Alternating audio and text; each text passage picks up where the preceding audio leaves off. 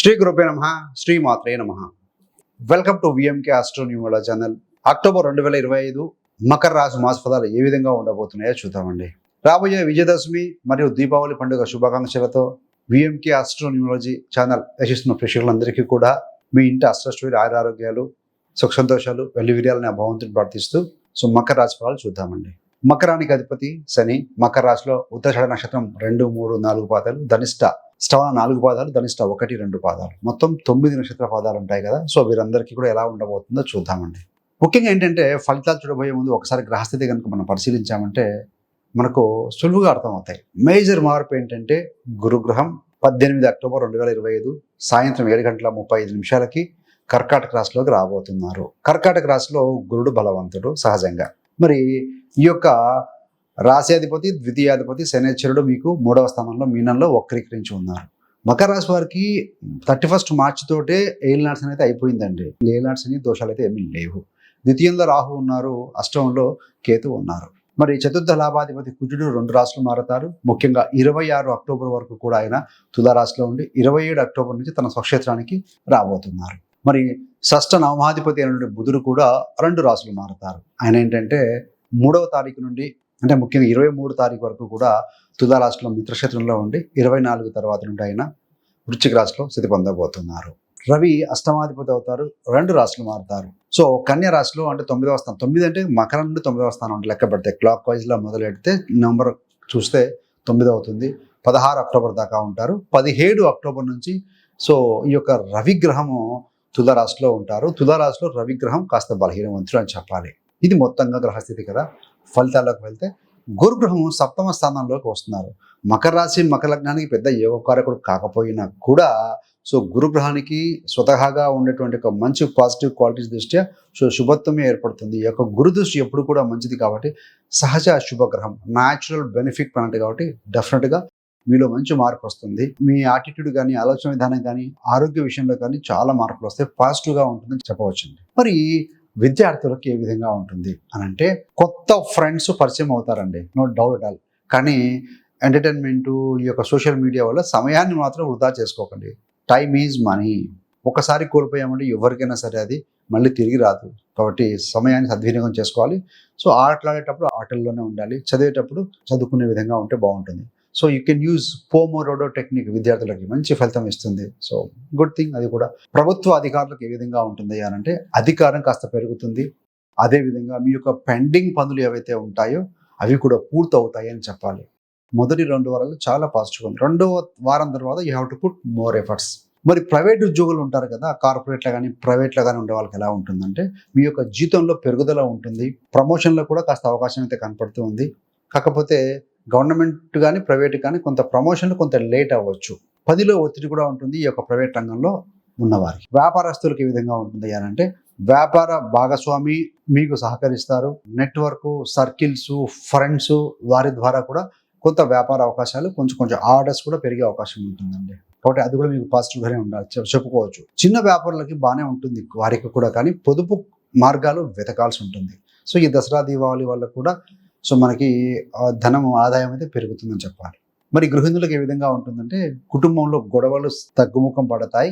అదేవిధంగా దాంపత్య సౌఖ్యం పెరుగుతుంది అని చెప్పాలి, అన్యోన్యత పెరుగుతుంది అని చెప్పాలి.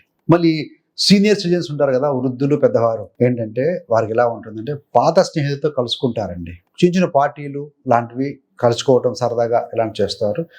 పెండింగ్ పెన్షన్స్ ఏవైతే ఉంటాయో కొంతమందికి ఏదైనా పిఎఫ్ ప్రాబ్లం ఉన్నా ఇలాంటివన్నీ కూడా సాల్వ్ అవుతాయి అని చెప్పవచ్చు. పెన్షన్ సంబంధమైన సమస్యలు కానీ ప్రావిడెంట్ ఫండ్ సంబంధమైన సమస్యలు సాల్వ్ అవుతాయి అని చెప్పాలి. మరి రైతులకు ఏ విధంగా ఉంటుందంటే మీ యొక్క భూ వివాదాలు సర్దుబాటు అవుతాయండి. ఎందుకంటే చతుర్థాధిపతి ఎవరు? మకరానికి కుజుడు. ఆ కుజుడు ఎక్కడున్నాడు? మీకు 10వ స్థానంలో ఉండి 26 దాకా స్వస్థానం చూస్తాడు. తర్వాత భూమికి లాభస్థానం 5వ స్థానం చూస్తారు. కాబట్టి కుజుడు ధరణీపుత్రుడు బాగున్నాడు కాబట్టి మీకు భూపరంగా బాగానే ఉంటుంది. మీరు పండించిన పంటకు లాభం కూడా వస్తుంది. కొంతమంది బీడు భూములు లాంటివి ఉన్నాయనుకోండి, లేదంటే మీ యొక్క ఏరియాని బట్టి మీ యొక్క అన్యూజ్డ్ అగ్రికల్చరల్ ల్యాండ్స్ అయితే ఉన్నాయో భూసారవంతం కాకుండా కొన్ని ఉంటాయండి, పంటలు పొలాలు ఉంటాయి. అలాంటి వారిని కొంత లీజ్కి ఇవ్వటమో ఏదైనా ఇండస్ట్రీ పర్పస్ కోసం ఏదైనా మీరు ఇవ్వటమో కొంతమందికి జరిగే అవకాశం కనపడుతుంది. మరి సంబంధ బాంధవ్యాలు చూస్తే పెళ్లి కోసం చేసేటువంటి ప్రయత్నాలు సఫలీకృతమయ్యే ఛాన్సెస్ ఎక్కువగా ఉన్నాయి. ఎందుకు? గురుగ్రహం యొక్క దృష్టి ఉంది. ప్రేమ విషయంలో చూస్తే విడిపోయిన జంటలు తిరిగి కలుసుకునే అవకాశం బలంగా ఉంది. విడాకులు పొందిన వారు లేకుంటే కొంచెం ఏజ్ పెద్దగా ఉండి 40 దాటిన వారు, 40+ ఉన్నవారు ఎవరైతే కొత్త భాగస్వామి కోసం వెతుకుతూ ఉంటే వారికి కూడా శుభసూచకంగా కనపడుతుంది ఈ యొక్క గోచార ఫలితాల రీత్యా అని చెప్పవచ్చు. సో పుట్ ఎఫర్ట్స్ చెక్ చేసుకోండి. రాజకీయ నాయకులకు ఏ విధంగా ఉంటుందంటే డిప్లొమసీ పెరుగుతుంది, డిగ్నిటీ మెయింటైన్ చేస్తారు. పార్టీ మారే ఆలోచన వస్తుంది, కానీ ఇది సరైన సమయం కాదు పార్టీ మారడానికి. హైకమాండ్ నుంచి మీకు సపోర్ట్ లభిస్తుంది, సహాయ సహకారాలు లభిస్తాయండి.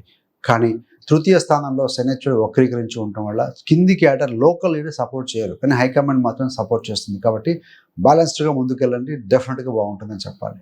మరి న్యాయ సంబంధంగా చూస్తే లీగల్ కేసెస్లో ఏంటంటే పరిష్కారం మీకు దొరికే అవకాశం చాలా బలంగా ఉంది.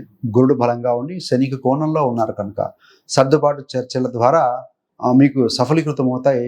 ఆ యొక్క చర్చలు సఫలీకృతమయ్యే విధంగా కనపడుతూ ఉన్నాయి. మరి ప్రభుత్వ ప్రభావవంతమైన వ్యక్తుల యొక్క సహకారం కూడా లభిస్తుంది. కొంతమంది మీడియేటర్ని పెట్టుకొని పెద్ద మనుషులను పెట్టుకొని చేస్తూ ఉంటారు. సో గురు యొక్క దృష్టి మీ రాశి మీద ఉంది కాబట్టి ఇన్ఫ్లుయెన్షియల్ పీపుల్స్ వల్ల కూడా మీరు బెనిఫిట్ పొందే ఆ సమస్యను సాల్వ్ చేసుకునే అవకాశం ఉంది. అవుట్ ఆఫ్ ది కోర్టు కూడా అని చెప్పవచ్చు. ఆరోగ్య విషయంలో అంటే గురుబలం ఉంది కాబట్టి మానసిక బలం పెరుగుతుందండి. ఇంతకాలం అరే ఏళ్ళు నడిచిన అయిపోయింది అయినా కూడా సమస్యలు తగ్గట్టేట్లు అని అనుకుంటూ ఉంటారు. ద్వితీయంలో రాహు ఉన్నాడు, తృతీయంలో శని వక్రీకరించి ఉన్నాడు. ధైర్యం చాలదు, ఏదైనా కొత్త పని చేద్దామంటే. ఇప్పుడు గురుబలం ఉంది కాబట్టి మానసిక బలం పెరుగుతుంది, మీ యొక్క విల్ పవర్ కూడా పెరుగుతుందని చెప్పాలి. అదేవిధంగా దీని ఇంపాక్ట్ ఆరోగ్యం మీద కూడా ఉంటుంది. సో ఆరోగ్య విషయంలో చూస్తే ఈ యొక్క ఒత్తిడి వల్ల వచ్చేటువంటి ఒక ఉపకాయం కానీ, జీర్ణ సమస్యలు కానీ, బ్లడ్ ప్రెషర్ లాంటివి కొంచెం తగ్గే అవకాశం కనపడుతూ ఉంది. కాబట్టి ఆరోగ్యం కూడా మెరుగుపడుతుందని చెప్పవచ్చు అండి. మరి శత్రువులు పోటీ పరంగా చూస్తే ఎలా ఉంటుందనంటే చెడు పేరు తొలగుతుంది. మీకు ఇంతకుముందు ఏదైనా కనుక మార్కెట్లో బయట కానీ సొసైటీలో ఏదైనా కొంచెం ఏదైనా చెడు పేరు లాంటిది ఉన్నా కూడా తొలగిపోతుంది, ప్రతిష్ట పెరుగుతుంది, మీ యొక్క పేరు ప్రతిష్ట పెరుగుతాయని చెప్పవచ్చు. ప్రభుత్వ అధికారులకు ఏంటంటే ముఖ్యంగా సూచన, గుప్త శత్రువులపై మీరు అప్రమత్తంగా ఉండాలని. కొంతమంది మనతోనే బాగా పాజిటివ్గా ఉంటూ ఉంటారు, కానీ వాళ్ళు ఏంటంటే గాసిప్స్ చేస్తూ మీ మీద లేనిపోని వ్యవహారాలు సృష్టించే అవకాశం ఉంటుంది. సో గుప్త శత్రువుల మీద జాగ్రత్తగా ఉండాలి. కొంతమంది శత్రువులు మిత్రులు కూడా మారే అవకాశం ఉంటుందండి. సో అలా కూడా జరుగుతుంది కాబట్టి అబ్జర్వేషన్లో ఉండాలి. ఏది మంచి ఏది చెడు, ఎవరు ఎలాంటి వారని చూసుకుంటూ ఉండాలి. మరి స్నేహితులు శత్రువులను వేరువేరుగా చూసుకోవాలనేటువంటి మనకు తార్కికత కలిగి ఉండాలి. ముఖ్యంగా ఏంటంటే ఆన్లైన్ బెట్టింగ్స్ కానీ, ఫాస్ట్ ట్రేడింగ్, F&O చేసుకుంటూ గేమ్స్ ద్వారా సంపాదిద్దాం అనుకునే వారికి ఆన్లైన్ బెట్టింగ్స్ అనేటువంటి మీరు కనుక ఆన్లైన్ ధనానికి సంబంధించిన వనరుగా చూసుకుంటే మాత్రం చాలా నష్టపోతారు. సో బీ కేర్ఫుల్ అండి. మరి సంపద ఆర్థిక సంబంధాల విషయాలు చూస్తే వరకు అప్పులు తీర్చడానికి గడువు దొరుకుతుందండి. ఊరి దృష్టి కూడా 7లో ఉండి 11 చూస్తూ ఉంటారు. కాబట్టి నెట్వర్క్, ఫ్రెండ్స్, తెలిసిన వాళ్ళ ద్వారా కొంత సహాయ సహకారాలు కూడా లభిస్తాయి. పూర్తిగా అప్పులు తొలగిపోతాయని కాదు, అప్పులకు గడువు పెరుగుతుంది, ప్రెజర్ తక్కువగా ఉంటుంది, కొంతవరకు మీరు ధనం సమకూర్చుకునే అవకాశం కూడా బలంగా కనపడుతూ ఉందండి. మరి రెమెడీస్ పరంగా చూస్తే ముఖ్యంగా ఈ యొక్క అష్టమాధిపతి రవి 10లోకి వస్తూ ఉన్నాడు. ఉద్యోగ పరంగా 17 తర్వాత ఏమైనా ఒత్తిడి ఉందనుకోండి, డొనేట్ ఎవ్రీ సండే మీరు గోధుమతో చేసినటువంటి వంట దానం చేయడం, సూర్యుడికి అర్ఘ్యం ఇవ్వటము. అదేవిధంగా శుక్రుడు మీకు యోగకారకుడు ఈ యొక్క మకర రాశి మకర లగ్నానికి. ఎందుకు అని అంటే పంచమ దశమాధిపతి ఆయనే అవుతారు. సంతాన పరంగా కానీ, మీ ఉద్యోగ పరంగా కానీ, మీ ఆలోచన, మీ ఇన్వెస్ట్మెంట్ కూడా వాటిలో లెక్క కలిసి రావాలంటే శుక్రుడికి జపం చేసుకోవటం, శుక్రుడికి అధిదేవత లక్ష్మీ అమ్మవారి ఆరాధన చేసుకోవడం మంచి ఫలితం ఇస్తుందండి. కుదిరితే ఈ నవరాత్రుల్లో మీరు ప్రతిరోజు మంత్ర సాధన చేసుకోవడం మంచి ఫలితం ఇస్తుందని చెప్పాలి. ఈ మాసంలో అక్టోబర్ మాసంలో హిందూ బంధువులందరికీ ఏంటంటే 1వ తారీఖు అక్టోబర్ 1వ తారీఖున ఆయుధ పూజ ఉంటుంది. 2వ తారీఖున విజయదశమి పండుగ. అదేవిధంగా అక్టోబర్ 4వ తేదీ 18వ తేదీన 2 శనివారం రోజున వస్తాయి. శని ప్రదోష కాలం అంటాం కదా, ఆ సమయంలో శనికి విశేషంగా పూజలు చేసుకోవడం కానీ, అదేవిధంగా శివయ్యకి అభిషేకం చేసుకోవడం మంచి ఫలితం ఇస్తుందండి. మరి ఈ యొక్క పండుగలు కూడా మనకు ఈ మాసంలో దీపావళి కూడా వస్తుంది, నరక చతుర్దశి ఉంటుంది, మరుసటి రోజున మనకి దీపావళి పండుగ చేసుకుంటామండి. Thanks for watching. మీకు కనుక మకర రాశి గురించి ఇంకా క్షుణ్ణంగా తెలుసుకోవాలనుకున్నప్పుడు పుట్టుక నుండి మరణం వరకు మకర రాశి వారి జీవిత రహస్యాలు, అసలు ఈ రాశిలో వీరి జన్మ ఎందుకు జరిగింది, ఇలాంటి ఈ మంచి మంచి ఇన్ఫర్మేషన్తో కూడుకున్న వీడియో రిలీజ్ చేయడం జరిగింది. ఆ వీడియో యొక్క లింక్ని కూడా డిస్క్రిప్షన్లో ఇవ్వడం జరుగుతుంది. దయచేసి గమనించగలిగితే మీకు మంచి విషయాలు అవగతమవుతాయండి. వన్స్ అగైన్ మళ్ళీ మీకు దసరా దీపావళి పండుగ శుభాకాంక్షలతో విఎంకే ఆస్ట్రోనామీ ప్రేక్షకులందరికీ కూడా శుభాకాంక్షలు తెలుపుకుంటూ థ్యాంక్స్ ఫర్ వాచింగ్. ఇలాంటి మరిన్ని మంచి మంచి వీడియోల కోసం విఎంకే ఆస్ట్రోనామీ ఛానల్ సబ్స్క్రైబ్ చేసుకోగలరు. పక్కన ఉన్న బెల్ సింబల్ మీద క్లిక్ చేస్తే నేను చేసే ప్రతి వీడియో కూడా నోటిఫికేషన్ ద్వారా మీ దాకా అందుతుంది. సర్వే జనా సుఖినో భవంతు. స్వస్తి. నమః.